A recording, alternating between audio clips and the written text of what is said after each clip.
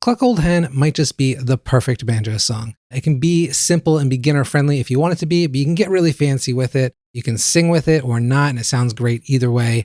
And it has this weird, slightly off-kilter vibe from that excellent sawmill banjo tuning we use. So today I'm going to teach you everything you need to know to play Cluck Old Hen. Let's get right into it. Cluck Old Hen has two parts. It has an A part that sounds like this.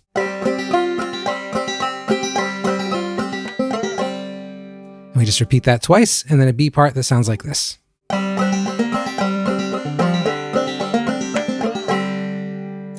We just keep going back and forth between the two. And by the way, I have a full tab for this and a couple other variations. Link in the description. Go ahead and grab that. All right, so first things first, let's get tuned up. We are in sawmill tuning for Cluck Old Hen, which is really just a slight variation on our normal open G tuning. So if you're starting in that open G tuning, all you're gonna do is raise your second string from a B to a C, just a half step.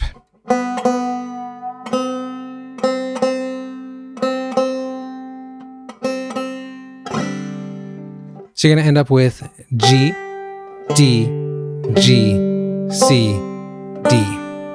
That's all there is to it. If you want to learn more about sawmill tuning, it's really one of my favorites. I'll link a video above. Check that out. So let's start with the A part. We're going to do a very basic bare bones arrangement, and then we'll look at some ways to embellish it. So no matter what your skill level is, you can walk away with a great song here. Okay, so our basic bare bones arrangement just sounds like this.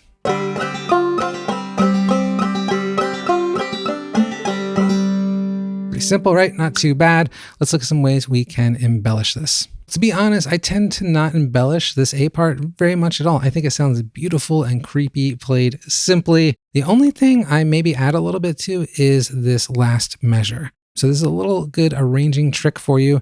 When you see two melody notes on descending lines, that's usually a really great spot for a drop thumb. So let's just add that in there. So we end up with...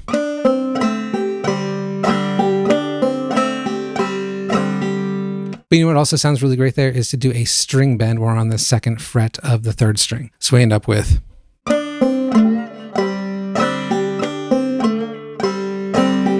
Yeah, that sounds really cool. If you are not super acquainted with string bends, I'll put a video up there for you to check out. So that's going to do it for our A part. We're just really simple embellishments here.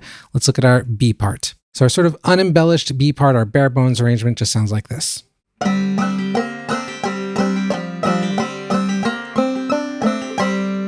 Simple. Okay, so where can we embellish this? Another little trick that we can use here to just add a little life to it is just to add hammer-ons when we go into our fretted notes, especially since the previous note is an open string. And when we play it, it sounds like this.